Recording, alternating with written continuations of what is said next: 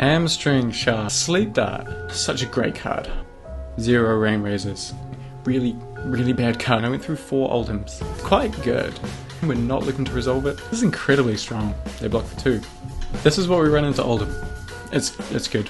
You can see how I'm boarding in and out the cards across the matchups. I have such mixed feelings about this card. It's not that good a card. You can run Polar Blasts if you like, that's fine. Something I want to dispel is this idea that you have to be this pitch stacking god who like arrows that come in for 5 and just gently shoot them until they die. Great. Okay, and we're rolling. My name is Diggle, and I'm a Lexi player. Recently I came second in the Calling Auckland, so I thought I'd give you a little insight as to, you know, what's going on here, and how did this deck do so well, especially at an event where Oldhim is pretty dominant, traditionally quite a bad matchup for Lexi. So in this video I won't be going through my tournament performance as much. I'll be talking a lot about the matchups and the deck building instead. But hopefully, yeah, if this goes okay and I don't get too shaky on camera, we can do another video on you know, each of my matches, and particularly the matches that were on camera. Before I get into the deck, I'll run you through my record for the tournament. So wins was 1 Briar, 1 Phi, 1 Dash, only 1 Dash, 3 Iyslander, 1 Bravo, and I went through 4 Oldhims, which was a bit of a shock to me and to kind of everyone around me as well. My losses, I lost to 2 Dashes and 1 Oldhim. Okay, here we are, and this is the list.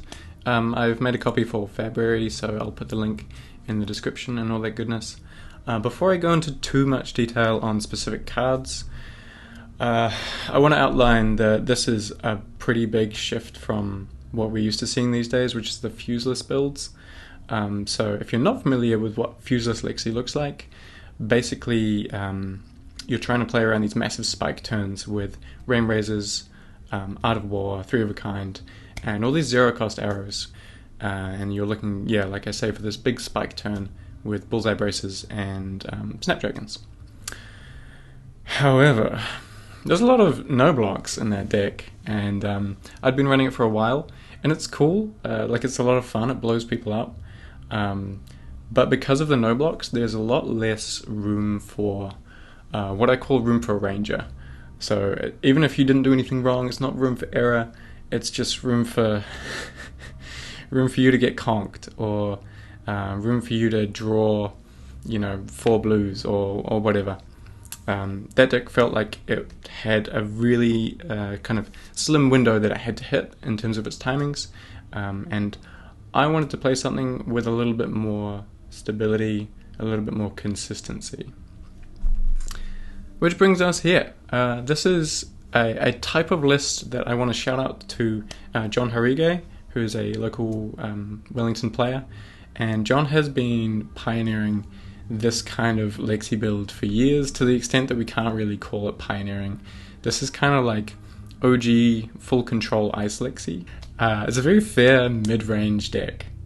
It's just trying to do its own thing. You're just trying to play your cards out. You're not trying to do these gangbusters, you know, double Rain Razor turn. We don't run any Art of Wars in the main. It's a very fair mid-range. It exists. It's a very fair mid-range deck. It runs a lot of 1 cost arrows, which aren't very cool, but they come in for 5, and that's kind of a big deal. Okay, I need to talk about the 5 attack situation. Every time I talk to John about this list, I'm like, oh, what about Yellow Bolden Shot? And he's like, I just like the ones that come in for 5. And he's never explained to me why that is. You know, it always feels good shooting out these 5 power arrows, but it wasn't until after this tournament, full disclosure, had not thought about this before the tournament. This is me just, you know, figuring things out as I go. Okay, we're gonna need to do another take. Oh. I'm gonna offer some suggestions. I would welcome you to just try it out and see how you feel. It's gonna take a little while to get used to.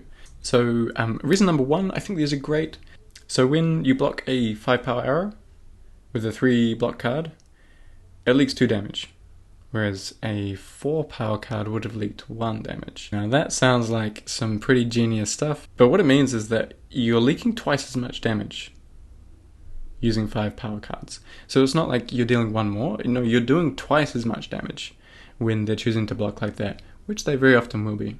Another point is that Sync Below hates the number 5. It's true. Briar with embodiments hates the number 5. It can even push you over those armor blocks where, say, your Crater Fist has got a counter on it. You can't use that against a 5 power arrow anymore. Another point is you've just got more damage in the deck. You're much less likely to get fatigued because your cards are bigger, right? They come in for more damage. You can do more of fewer cards. Okay, I'm going to run through some of the card choices now. I don't want us to get too carried away on the nitty-gritty of the card choices. There are going to be some that are pretty contentious, and that's totally fine. The overarching game plan is the main thing about this deck and how it differs from other Lexi decks. And I think it's the reason why I managed to take this deck so deep in that tournament.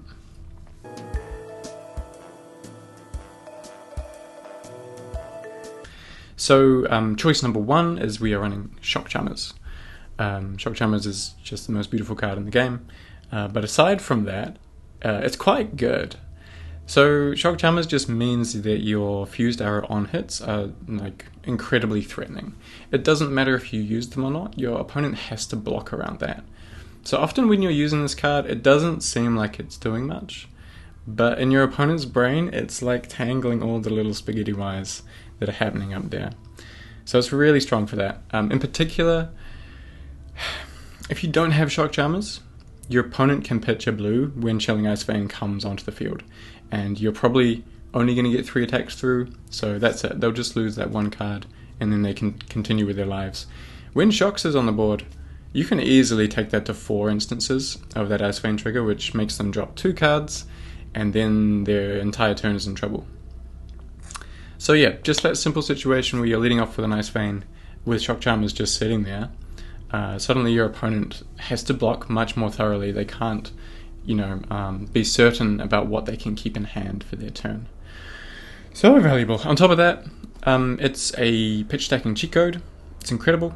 If you get pummeled and you have 1 card in hand, you can just pitch it to Shocks and, tuck that away for later. You don't have to do the discard or anything. They're also great at dumping resources in after a 3 of a kind turn. The card's fantastic. The card's just really good. And we don't board it out for any matchup. We don't run bullseyes. Full stop. Don't need them. Similarly, don't need snaps. Leave them at home. Perch Cappers are really great. They block for 2. They have some sort of activated ability as well. No, I'm kidding. I used that once in the tournament, and it was cool. It was kind of a win more situation, so don't freak out about the activation of that. It's kind of a nice to have. I think this is a really well designed card. It pretty much says legs that block for 2, but every now and then you can pull off some really cool lines, which I think is fantastic. We run Heart of Ice, that's just for Kano. Just use the ability into Kano, and then Kano has to decide whether or not Kano wants to do Kano things. And the other is Null Room Boots. We run that into both wizards. New Horizon. What really annoys me is every time you go into a deck tech where there's an interview by like a non-ranger player interviewing a ranger player, they're like, wow, talk to me about New Horizon. Isn't that a strong card? And it's like, well, I don't want to spend 5 minutes talking about New Horizon. It was clearly co-designed with Lexi. You might as well talk about New Horizon and Lexi in the same conversation. So I'm not going to talk about New Horizon. It's just pinned onto my hero's head. You can't take it off. Sorry. Okay, same with Voltaire. I mean, unless you're doing some really fun stuff with Death Dealer, I don't know, just use Voltaire.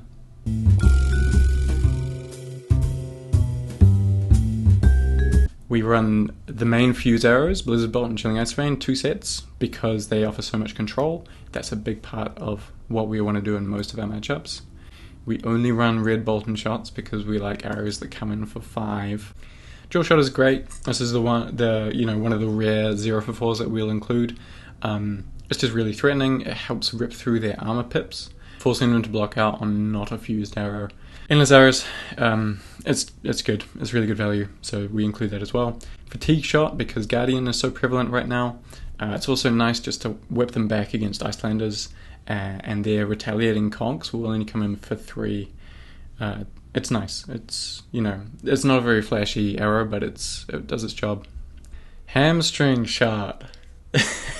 No one gets excited to draw Hamstring Shot. But it offers control. It's a 5 power. Again, we like 5 powers. We like those 1-cost 5 powers. And the tax, it's pretty much a Frostbite. It's not quite as good as a Frostbite. But it's really significant, particularly into Oldhim, because he can't swing Hammer off a single pitch.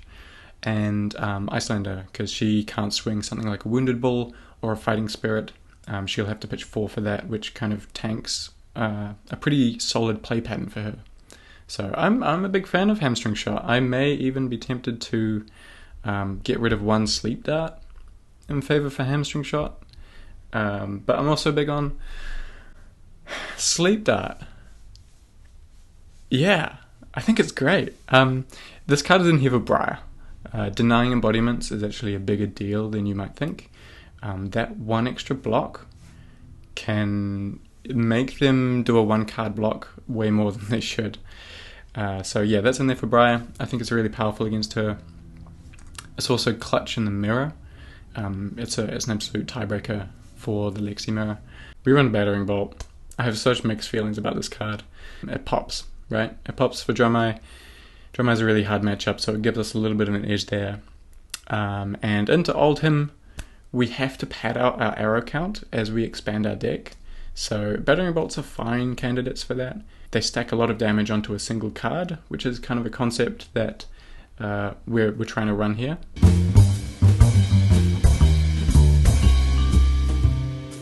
Everything here looks pretty stock standard. Arctic Incarceration is a good card. We only run 2 because it's not that good a card. Frostfangs I think are great. Again, we're prioritizing disruption. Don't let them do their thing. I run 1 red and 2 yellow. And this is a thing where I don't know, every time I look at a cool deck, it's always got this weird pitch ratio. Like, I run 1 red Icequake, 2 yellow Icequakes, and 3 blue Icequakes, and I'm like, why? So I wanted to do it with Frostfangs. That's literally the reason. The red ones are really, really strong. They're much stronger than the yellow ones, but the yellow ones can pitch for a lake if you need them to, and the yellow ones can fire an arrow. As I mentioned before, this tournament I was shooting for consistency, so I chose to err a little bit towards consistency with my Frostfangs, just having 1 of the juicy 5 powers and the 2 yellows. I don't need to talk about Channeling Frigid. Cold Snap, you can run Polar Blasts if you like, that's fine. Cold Snap is dead into Iyslander and into Oldhim, so Polar Blast would be a little bit better there. We run Winter's Grasp. Such a great card. Honestly, this is the most flesh and blood card in the deck. It's just... it's got 1 line of flavor text. It blocks for 3 and it's an ice card. Seriously, it blocks for 3, that's a big deal. We do a lot of blocking out with this deck. As I mentioned, it's a mid-range deck. So 3 block is a lot more than 2 block. We stick with 2 copies in this deck because, it's really not a good card. You don't want to stick it in your arsenal. Yeah, but I'm never sad to see them. I'm not sure what's going on with this card, to be honest. Is the dude the one that's doing the attack, or is it the cliff? Is it falling off the cliff? Is that the problem? I'm not sure. As mentioned earlier, we run Weave Ice as well, the blue one. Maybe you could go down to 2 here. It's really not a good card. Dominate sounds really fun. But it's situational. It's only for the fuse arrows. You want more consistent control. The reason these are in here is that because we're not running around these spike turns, really cunning people can fatigue us, particularly Briars. If they get too many embodiments, they can definitely take us out of cards. And so pitching your Weave Ices to the bottom can offer a really dangerous threat later on in the game, particularly with Frostlock, because you'll be pitching those a lot as well. You'll end up, drawing 4 blues, but you'll have an Ice, a Frostlock, and a Weave Ice, and suddenly you've got 5 Dominate with Shock Charmers ready to dunk those extra blues into as well. So It's a really strong card in the late game, really, really bad card in the early game. Yeah, pitch them. Try to pitch them. Welcome back, Pulse of Volthaven. So, Fuseless doesn't run this because they don't run enough elemental attacks. We do, and this is a really strong card. 0 for 4, quite good. Give yourself Go Again, give them a Frostbite, quite good. I think we can stop talking about that now. We run 2 Insidious Chills. One of these is kind of normally in the deck. Most of the time we're not looking to resolve it. We run them both for the Guardian matchups. Into Guardian we're looking to resolve at least 1. If we can resolve 2, then we're good. If we can't resolve any, then something's gone wrong.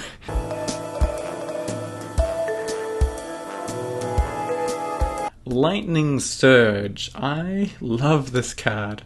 This is incredibly strong. When you're thinking about your big turns as Lexi, everyone's normally thinking about 3 of a kind. What 3 of a kind lets you do is reliably shoot 3 arrows. That's all you're trying to do. It'll let you hit your fuses. It can smooth out a hand as well. But at the end of the day, you just want to shoot 3 arrows off of them. Lightning Surge is the 3rd attack, right? It's the 3rd attack to make that turn, a big turn. Not only does it do the 3rd attack, but it can enable the 4th attack as well. One of my favorite patterns is to have an arrow face up, a Lightning Surge face down in Arsenal. You flip the Surge, you let loose the arrow. Hopefully it's a Chilling Ice Vein or something like that. That would be great. That would be cool. So they already have to block 2 cards on the Ice Vein, and then you run the Surge from Arsenal, and they're looking at 4 with an Ice Vein trigger, and they're like, crap, I'll give 2 cards here as well. And then they ask you that question, which you love to hear, is like, how many times have you used Voltaire? And you say, I haven't even used Voltaire yet. So with that setup, you can get 4 attacks off really, really easily. And if you do lead with an Ice Vein, then you'll just tear them to shreds. It's really, really strong. The downside, of course, is that they're red, they're not ice cards, and they block for 2, so we have to be a little bit careful of how many we include. Consistency. We run 1 Art of War. This is a pseudo 3 of a kind / Rainraiser thing, kind of one or the other. That's for Oldhim. We'll talk about Oldhim. We run 3 Rainraisers. Note that we don't run 3 in all of the decks. We only run 3 into Guardian. We only run 3 Rainraisers into Guardian, okay? Chill out on the Rainraisers. They're strong cards, but in most matchups we just want control. We just want cards that block. We want to shoot 2 good arrows every turn, 3 good arrows every other turn. That's it. I don't need to talk about this card, 3 of a kind. 1 Remembrance. Big deal. This Remembrance is really cool. The main reason it's in the deck is to give me an excuse not to pitch stack, because you're going to resolve a Remembrance at some point anyway, so you might as well not bother. I'm kind of kidding. You shouldn't be too crazy with not pitch stacking. Just like throw some reds down there or something, that's fine. But Remembrance is going to be big to bring whatever you need back into the deck when you need it. Typically, my targets for that are a 3 of a kind and 2 red Chilling Ice Veins. I don't need to talk about the rest of these. These are all just good cards. Icy Encounter, 2 for 4 on hit Frostbite. It's fine. Fine at blue. Alright, let's talk about Briar. The deck that we built for Briar is pretty much like the normal deck. I like to think of it as this is kind of the template of what we're trying to do across the entire tournament. So before I look into the cards that are in the deck, I want to point out some cards that are not in the deck. Art of War is not in the deck. There are 2 copies of Rainraiser that are not in this deck. Okay? We're not playing around spike turns, we're playing mid-range. Those cards don't block, they don't provide control. That's all we're trying to do. I know a lot of you are freaking out, like, oh my gosh, Rainraisers is so good, right? It's not an ice card, it doesn't block. If you're only shooting 2 arrows, it only comes in for 4. Why don't you run Lightning Surge instead and enable some proper spike turns? Ooh, man, I love me some Lightning Surge. So in the deck, we do run 64. This is because particularly cunning Briars can fatigue us. And it's really embarrassing. So yeah, we run 64 to help mitigate that. Particularly because we're not running Rainraisers. Rainraisers enables those spike turns to get through some of the fatigue shenanigans. Because we're going to be playing out our hands in a more consistent fashion, we just need a little bit of extra gas to make sure that we get there. Trust me, these 4 cards are pretty important. So about what is in the deck, it's just all of our normal cards. I mean, I don't even know what to say about this, it's just really normal. One thing I will point out is the Insidious Chill is a nice to have. It's mostly in there as an ice blue that we're going to need later for Guardian. If you can resolve it into a Briar, you're doing great. Don't prioritize it, don't lose a ton of life to try and get it out there. But if you can resolve one, then you're sweet, you'll be good. Into Briar, every turn we want to be presenting disruption. That's either Chilling Ice Vein, or a Blizzard Bolt, or like a Frost Fang. Frost Fangs are really good there. A Lake, Frostlock is really good. Our deck is stacked with this kind of stuff, so you should be able to find it. When you're going to Arsenal, you should be prioritizing an ice card. It's pretty cool to be slamming these like 3 arrow attack turns, but here we just want to be consistently controlling what the Briar can do. 1 Frostbite for a Briar is a big deal. It means they can't just fuse a Bramble Spark for free. It means they have to pitch 2 cards to use a channel mount, and it really gums up some of their awkward redline hands where they want to go like Sonata for 0, Ravenous Rebel, Scar for a Scar, Ravenous Rebel, Swarm and Gloomveil. Something disgusting like that. So yeah, prioritize your ice and you'll be sweet. This is a pretty favored matchup for us, but if you drop tempo, if you don't find that control, then you're going to get hit pretty hard. So it can be quite close. Again, I'd like to shout out to Sleep Dart. Sleep Dart is good against Briar. Deny those embodiments. At least in the Wellington meta where I come from, Briars are running a lot of 3-block non-attack actions, and it feels awful to have a 1-card block against one of your 4 power arrows and stop a really devastating on-hit, just because they managed to get an embodiment in the previous turn. Sweet. So the version against Fi is very similar to the one against Briar. And like the same concept, right? You just have to be presenting disruption. You want to stop them from doing their ridiculous things and just gently shoot them until they die. Great. In the Fi matchup, we only run 60 cards instead of the 64. Fi runs a lot more 2 blocks, and Fi doesn't have the embodiments, so they're much less likely to fatigue you. They can still try. If you find them trying to fatigue you, then you can do the thing where you kind of play like you do against Guardian. You shift the priority away from control and more into having 3 arrow turns. So that can be as simple as prioritizing arsenaling an arrow instead of arsenaling an ice card. But until you notice that there's a really strong signal they're trying to fatigue you, arsenal your ice cards, give them a frostbite. A frostbite isn't as big a deal into Fi, but it's still really nice. In particular, 0 Rain Razors in the main list.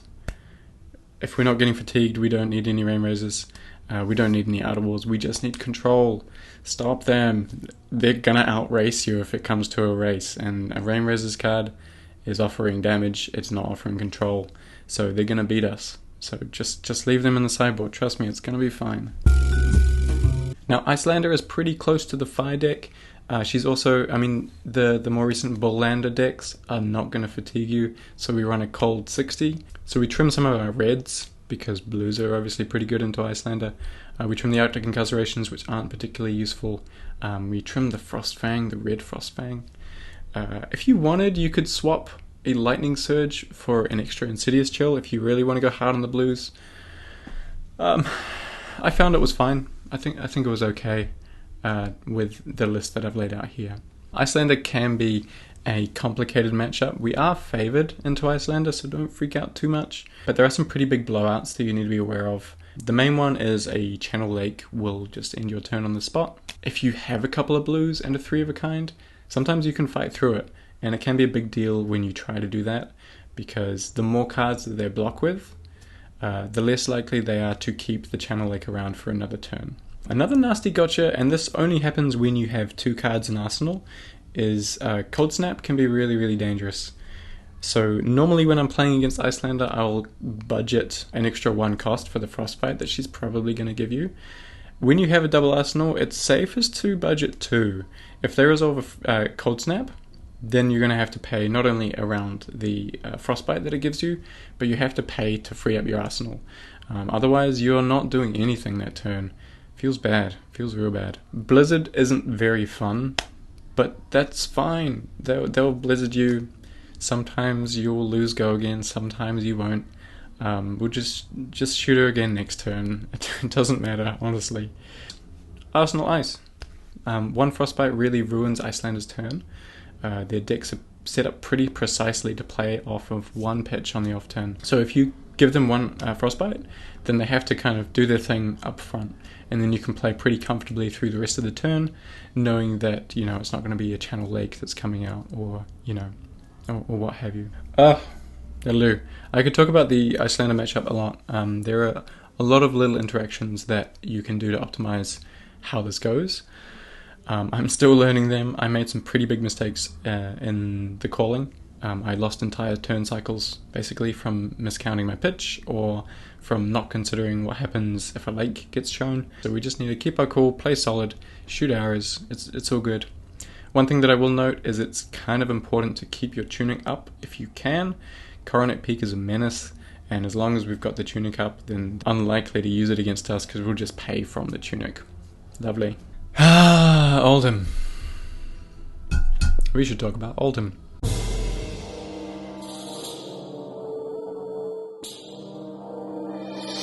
This is what we're here for. This is the boogeyman. I took down 4 Oldhims and lost to 1. So what on earth went on? This is what we run into Oldhim. And we play quite differently into Oldhim than into the aggro matches. So for starters, we run 71 cards. This is to protect ourselves against fatigue. We need to play a bit more around spike turns. I'm not talking like the Hail Mary, but I'm talking about 3-hour turns. Or a Rainrazor's turn that you want to resolve 3 hours in. Or a Lightning Surge turn where you can resolve 4 attacks in. Something like that. Basically, if you just continue with the consistent rate that you're putting into the aggro matchups, you're not going to leak enough, and he's going to be able to choose when he strikes back, and he strikes back pretty hard.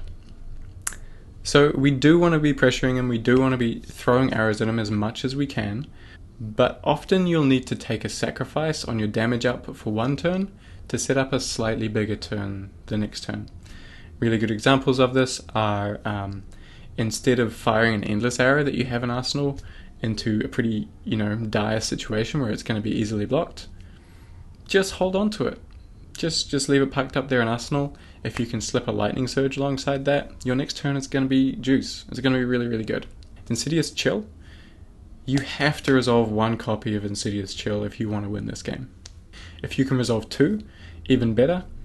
You don't have to resolve the second one. Basically, when the second one comes around, just check your life total, see if you have time to set it up. In 2 of my games, I think I resolved 2, and 3 of them, I didn't. Something I want to dispel about this matchup is this idea that you have to be this pitch stacking god. We're not... Emphasis. We're not trying to set up a second cycle. We are not trying to pitch stack 3 Rainrazors and a 3 of a kind. I know that happened in the calling. Yeah, that was only a couple of turns after I resolved my remembrance, so that just came up. I mean, that was one game that I closed out with the triple Rainrazor out and 3 of a kind, but you don't have to do it that way. I won 3 others without doing that. Now, I will say it's important to make sure that some reds get to the bottom of your deck. You can use Voltaire to pitch these down, you can use Shock Charmers to pitch these down. You need some heat for later on in the game, but you're not exactly setting up a combo turn. At some point you're going to resolve the remembrance, and you're going to shuffle your deck. So all that work will have just gone away. Don't worry about it. You don't need to. It's fine. I also want to call out Drill Shot.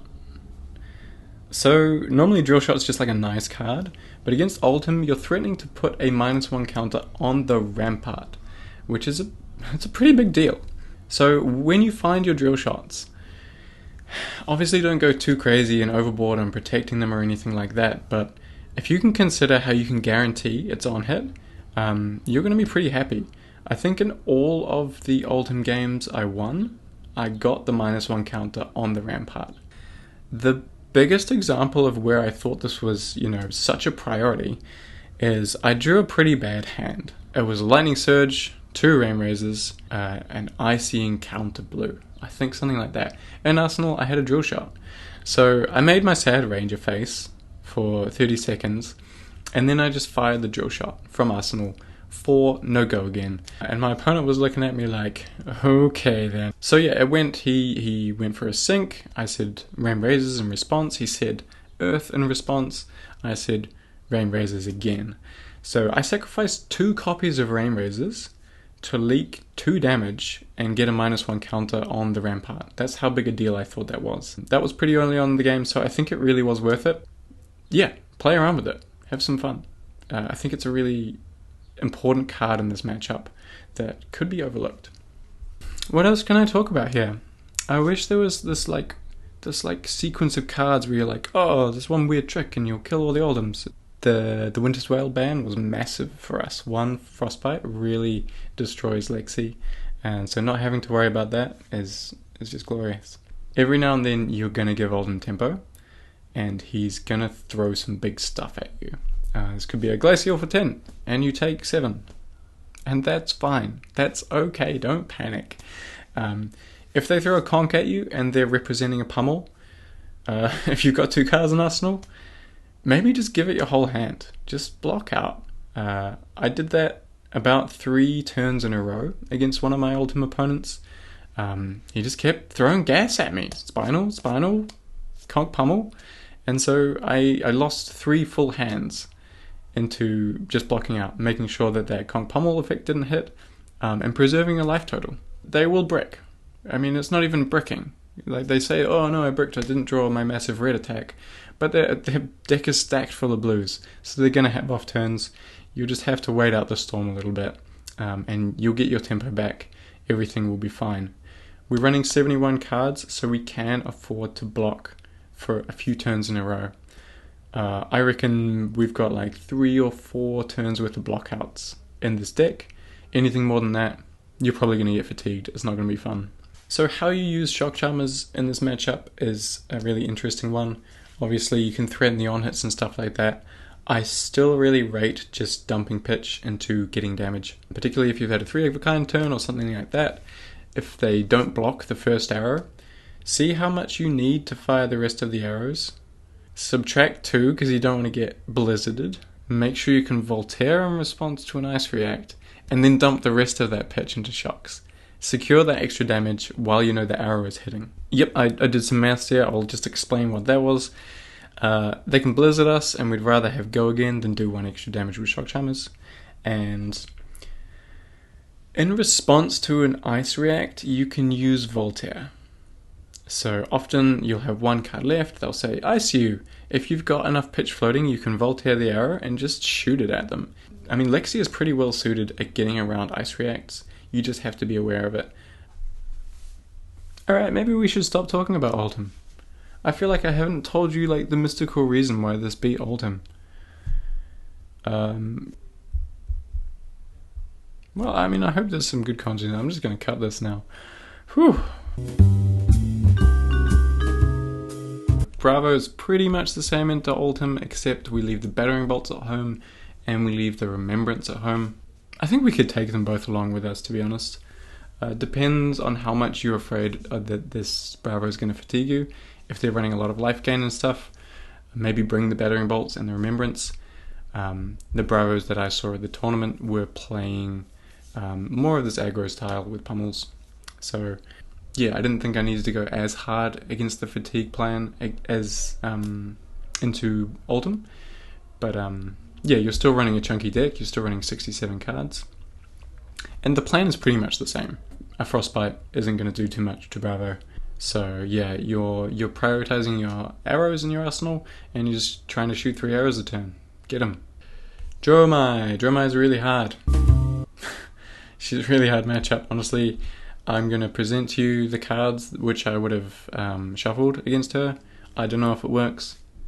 It's basically just the 3 battering bolts and a couple of extra attacks. She can definitely fatigue you. She can definitely kill you with the dragons. So the poppers from the battering bolts are really useful. The endless arrow is a pretty key component to how you're going to win the game. Basically, you just want to have one in arsenal. Shoot a dragon, have it come back. Every turn, shoot a dragon, have it come back. Including Ashwings. As long as they're above about 12 life, shoot the Ashwings. Trust me, you just have to shoot the Ashwings. and then they'll resolve another Rake the Embers, and you'll just keep shooting Ashwings with the endless arrow. That's the important thing. We're going to run out of arrows if we're shooting Ashwings with big arrows, but yeah, every turn just knock them over. Keep it going. Good luck.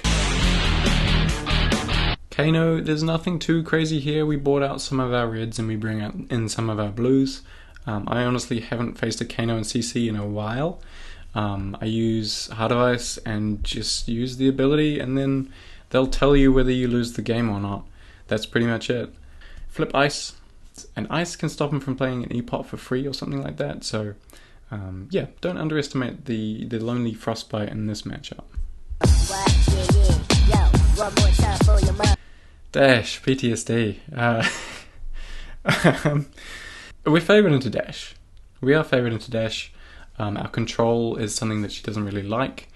There are two ways to play into Lexi as a Dash. One is you flip Pounder and you race. The other is to flip Chamber and you try to control. Don't do Chamber. If you see a Chamber, then your arsenal priority is going to be Ice. They're going to be on a more defensive game plan. They want to set up all their items. They want to use D-reacts, that kind of stuff. So if you flip a Frostbite, then suddenly a Sink Below costs 1, and it's a rubbish card. So if you see a Chamber, run Ice, run a consistent Ice control game plan, you'll be sweet. If you see Pounder, which you probably will, whoo, it's about to get spicy. You're basically just racing each other.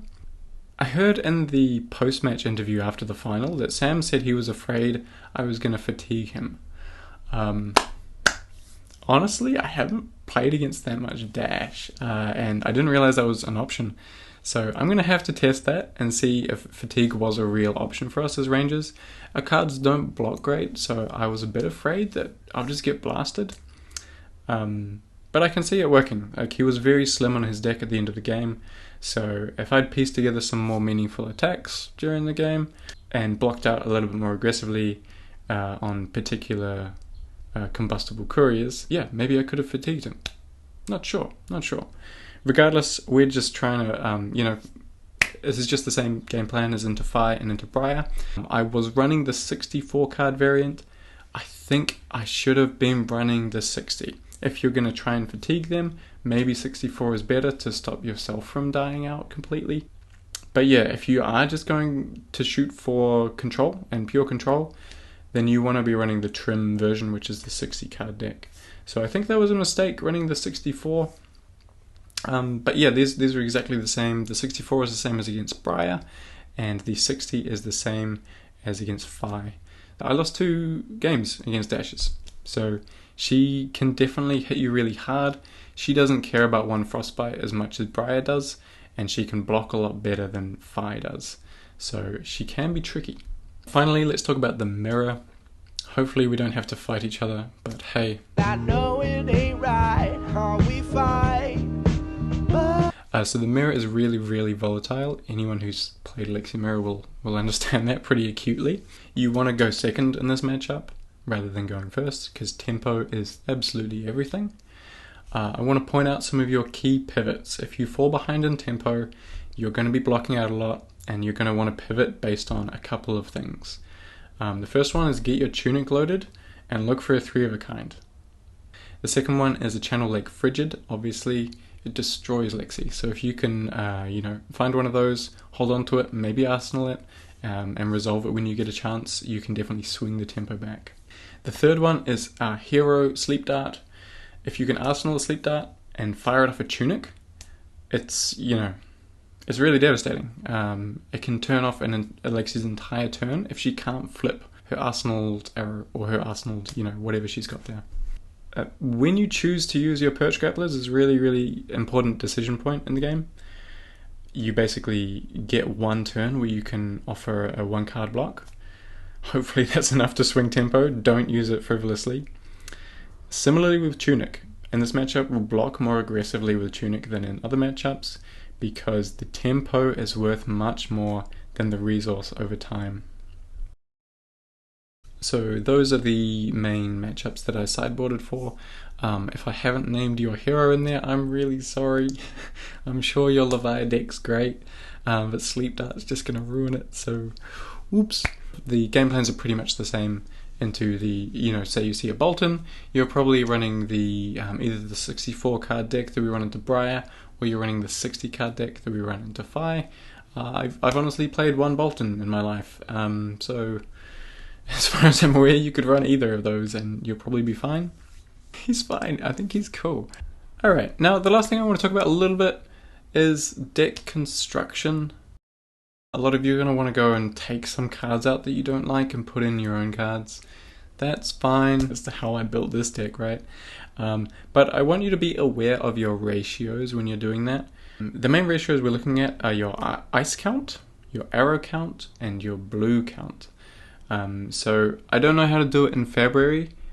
I was using a spreadsheet for a long time to try and make sure these ratios were balanced until I ended up building my own thing to do it for me. Coming soon, caution.net. I'll tell you guys when I actually release this thing. But what it does is it shows you across the top, you can see all of my different matchups. You can see how I'm boarding in and out the cards across the matchups.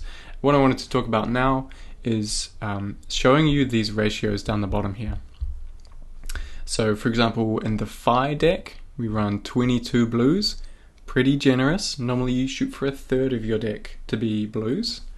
35 arrows, that's great. The more arrows, the better. You want at least 30, very least 30. As soon as you dip below 30, your 3 of a kind turns start getting pretty compromised. And ice, word on the street is you want at least 20 ice as well if you want to be able to reliably fuse. If you're running fuseless, this can dip as low as you want. You just want to resolve ice quakes, right, and hit people. But for this deck, at least 20 was what I was aiming for, and I've padded all of those numbers up. Again, this tournament was about consistency for me. I wanted to turn up. I didn't want to have a ton of dud hands. I didn't want to get pressured into trying to make spike turns that weren't there. I just wanted to be able to block out when I could block out. I wanted to be able to reliably fuse my arrows, win the games I'm favoured in into the aggro matches, and do as well as I can into Oldhim just with some solid, consistent turns. Nothing fancy, no big spike turns, no crazy endless arrow combo. Shout out to that deck though. That was sick. And then Iyslander got Amulet of Ice banned. Classic. First it was Ball Lightning, and now we've lost Amulet of Ice. We've lost Hypo. So you'll notice across all of my boards, these ratios kind of stay the same. You see when we go from 60 cards in Phi up to 64 in Briar, we just like sneakily add a blue in there. We sneakily add an ice in there. We've added 4 cards, so that's an entire hand. We need to add the ice that needs to go in that hand and the blue that needs to go in that hand, or else we start getting ranger hands. Oldhim, we go up to 71, we add another blue. We don't add any more ice. In fact, we take ice out because the control doesn't matter as much there. But we go up to 38 arrows. Those battering bolts come in. They're not great arrows, but we have to keep that arrow ratio high, or else our 3 of a kinds are going to whiff. So that's a note that I wanted to get down on deck construction. Again, these are pretty generous margins. The slimmest you can go for an ice Lexi build is a third blue, a third ice, and half arrows. Those are your ratios. More generous equals more consistent. More consistent equals second at the calling. I don't know. Apparently. You can dream, and you... If you're giving Lexi a go for the first time, don't give up. She's quite a hard hero. She can take a while to get to know her play patterns. I've been playing nothing but Lexi for the year that I've been in Flesh and Blood, and honestly, I made some shocking mistakes during the calling. Having said that, you also don't have to be this S-tier kind of fair brain robot genius to be able to compete. I came into the calling not having won an armory. I could play a solid deck that I knew inside and out well enough through the entire event to get second. And I mean, maybe that won't happen again. Obviously it can't happen for everyone at the tournament. But if you don't think that you're a hotshot, then that doesn't mean that you can't go deep into a tournament with a deck that you're really comfortable on. Alright, look, I'm going to stop talking. I hope that was useful in some way. Maybe tune in to the next video I'm going to do where I go through a couple of the games and I explain some of my gameplay. I think maybe that will help you understand kind of how this deck flows a little bit more than just me saying like, oh, the 5 hours are great, you should just run the 5 power hours. If you have any questions, post them in the comments or something like that. You can reach out to me on Twitter, which I'm very inactive on. If you have questions regardless, I'll put my handle in the thing. I don't know what it is, to be honest. So yeah, send me messages on Twitter, send me messages on Reddit, that's fine as well. Yeah, we've got some Living Legend points to catch up on, so not worried about sharing the knowledge on that front. Alright.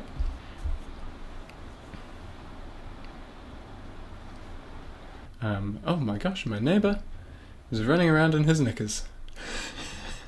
They had a party last night, and he's left all those rugs outside and it's just started raining. That's quite funny. Oh.